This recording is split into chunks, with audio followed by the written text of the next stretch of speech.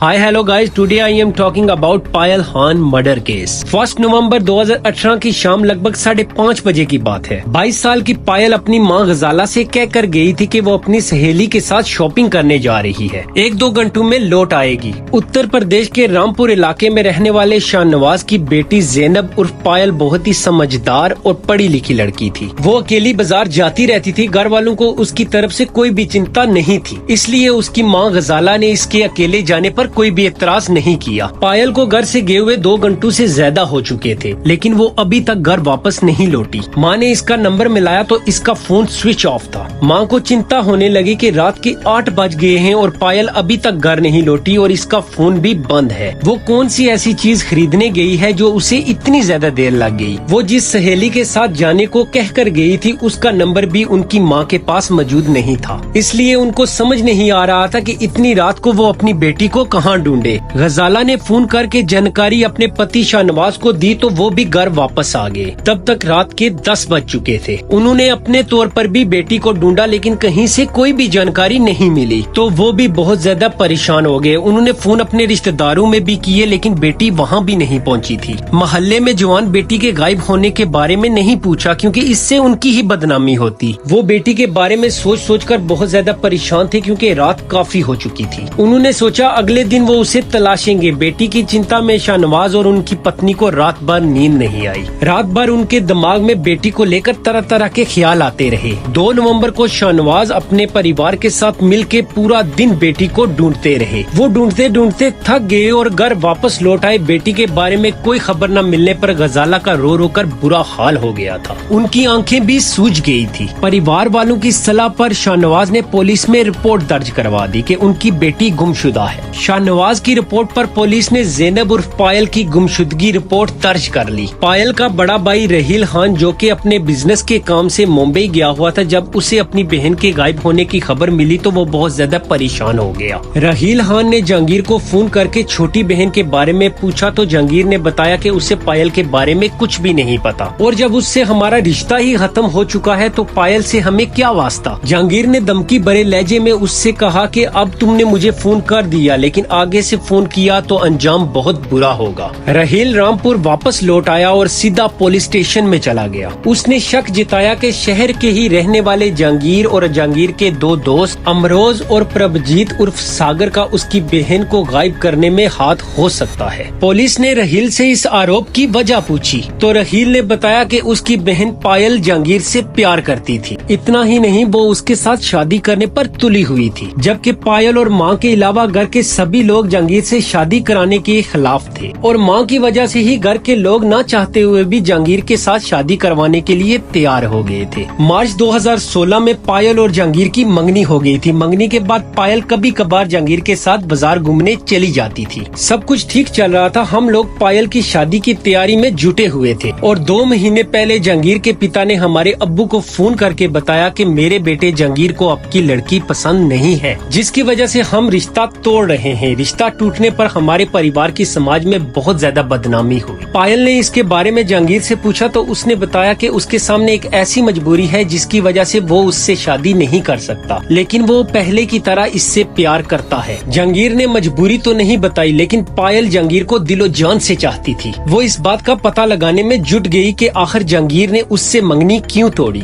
थोड़ी कोशिश के बाद पायल को इसकी वजह पता चल गई। जानकारी मिली कि जहांगीर ने किसी और मालदार घर की लड़की से शादी करने की खातिर यहाँ मंगनी तोड़ दी थी। रहील की शिकायत पर पुलिस ने रिपोर्ट दर्ज करके कार्रवाई शुरू कर दी। पुलिस ने जब तीनों अपराधियों के घर पे पता किया तो तीनों अपराधी घर से फरार मिले। पुलिस का दबाव बढ़ाने पर उनमें से एक आरोपी अमरोज 11 नवंबर 2018 को पुलिस स्टेशन में हाजिर हो गया। पुलिस ने अमरोज से पायल के बारे में पूछा तो उसने बताया कि 1 नवंबर को जहांगीर ने मेरे जरिए पायल को बुलवाया था। उसके कहने पर मैं पायल को अपनी स्कूटी से कोसी नदी के पास वाले फार्म हाउस पे लेके गया था, और वहाँ जहांगीर उसका इंतजार कर रहा था। मैं पायल को जहांगीर के पास छोड़ के वहाँ से अपने घर वापस चला गया था। इसके बाद पायल कहाँ गई मुझे इसका कोई पता नहीं। इसके बाद पुलिस को लगा कि जांच सही दिशा में चल रही है, यानी पायल जहांगीर के पास पहुँची तो थी, लेकिन उसके बाद वो कहाँ गई इसकी जानकारी सिर्फ जहांगीर से ही मिल सकती थी। पुलिस को ये जानकारी मिलते साथ ही थाना पुलिस ने जहांगीर की सरगर्मी से तलाश शुरू कर दी। पायल के लापता होने की खबर जब इलेक्ट्रिक और प्रिंट मीडिया में छपने लगी तो पुलिस पे सवाल उठने लगे। लोगों में पुलिस की लापरवाही के चर्चे होने लगे। दूसरी तरफ पायल के घर वाले भी पुलिस पर दबाव बढ़ा रहे थे। मीडिया के अलावा सोशल मीडिया पर भी पायल का मुद्दा गरमाया हुआ था। पुलिस ने हिरासत में लिए अमरोज को पायल के अगवा के आरोप में गिरफ्तार करके जेल पहुंचा दिया। इसके बाद पुलिस ने जहांगीर के रिश्तेदारों में उसकी तलाश शुरू कर दी, लेकिन वो कहीं भी न मिला। जहांगीर को यहाँ पता चल चुका था कि अमरोज को पुलिस ने पकड़ लिया है। उसे शक था कि पुलिस की पूछताछ में अमरोज ने सब कुछ बता दिया होगा और पुलिस किसी न किसी तरीके से उस तक पहुंच जाएगी। पुलिस से बचने के लिए जहांगीर ने 14 नवंबर को अपने ऊपर चल रहे एक पुराने केस के सिलसिले में अदालत में हाजिर हुआ और जेल चला गया। पुलिस ने दूसरे आरोपी परमजीत उर्फ सागर को भी गिरफ्तार कर लिया। उसने भी यही बताया कि 1 नवंबर को पायल जहांगीर के पास पहुंची थी। उसके बाद वो कहां गई इसका उसको भी नहीं पता। पुलिस ने उसको भी अगवा के आरोप में गिरफ्तार करके जेल पहुंचा दिया। गंज पुलिस को जहांगीर के जेल जाने की जानकारी मिल चुकी थी और 22 नवंबर को पुलिस ने अदालत में दरखास्त देकर आरोपी जहांगीर का रिमांड मांगा। अदालत ने इसकी सुनवाई के लिए 23 नवंबर तय कर दिया। पायल को जल्द से जल्द बरामद करने की मांग को लेकर परिवार वालों ने पुलिस स्टेशन के सामने धरना दे दिया।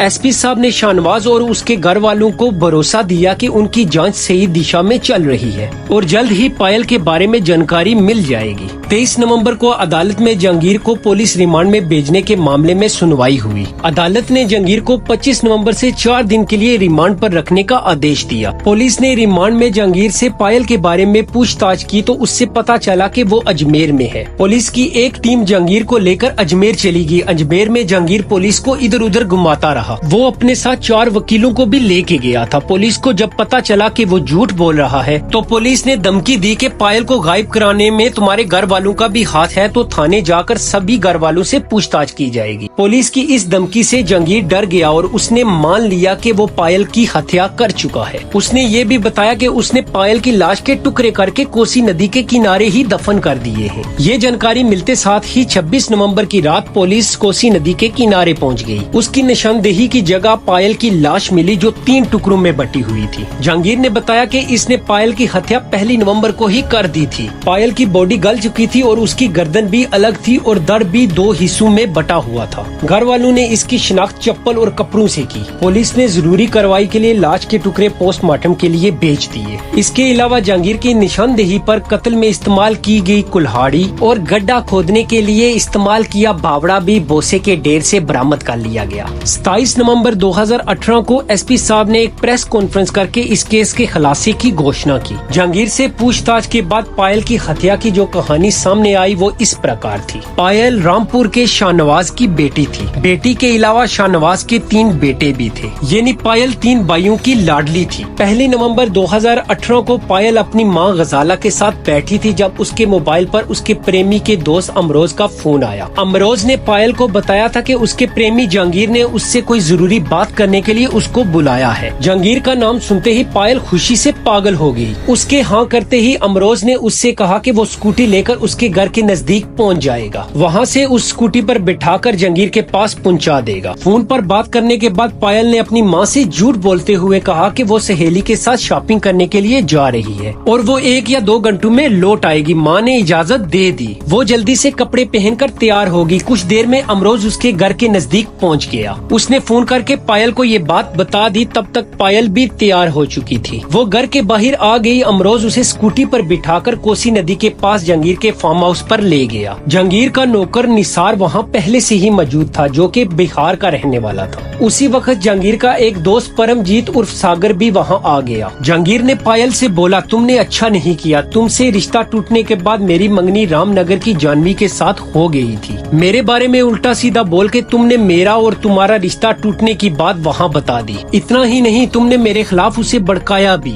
तुमने उसे मेरे खिलाफ मुकदमा दर्ज करने पर भी उकसाया था। इतना ही नहीं, तुमने सोशल मीडिया पर उसके परिवार और मुझे बदनाम करने की धमकी भी दी थी। यहाँ आपको बताते चलें कि पायल से मंगनी टूटने के बाद 2018 में जहांगीर की मंगनी रामनगर के ऊंचे परिवार की लड़की जानवी के साथ हो गई थी। जहांगीर ने अपने आप को बड़ा दिखाने के लिए मंगनी से पहले रामनगर में एक रिजॉर्ट किराए पर ले लिया था और उस रिजॉर्ट को वो अपना ही बताता था। बताया जाता है कि जहांगीर को उम्मीद थी कि जानवी के घर वालों की तरफ से दहेज में एक कार और 10 लाख रुपए मिलेंगे। जब पायल को को इस मंगनी का पता चला तो वो बुखला गई। उसने तय कर लिया कि वहाँ जाकर जानवी से होने वाली उसकी शादी तुड़वा कर दम लेगी। जैसे तैसे करके उसने रामनगर में जानवी का पता खोज निकाला। बस फिर क्या था, पायल अपने चाचा के लड़के के साथ रामनगर जानवी के घर पहुँच गयी। वहाँ जाकर पायल ने पूरे मोहल्ले में हंगामा खड़ा कर दिया। उसने जानवी के घर वालों से कहा कि मार्च 2016 में जहांगीर के साथ उसकी मंगनी हो चुकी है। पायल ने अपनी मंगनी के वक्त खींचे गए फोटो भी लोगों को दिखाए।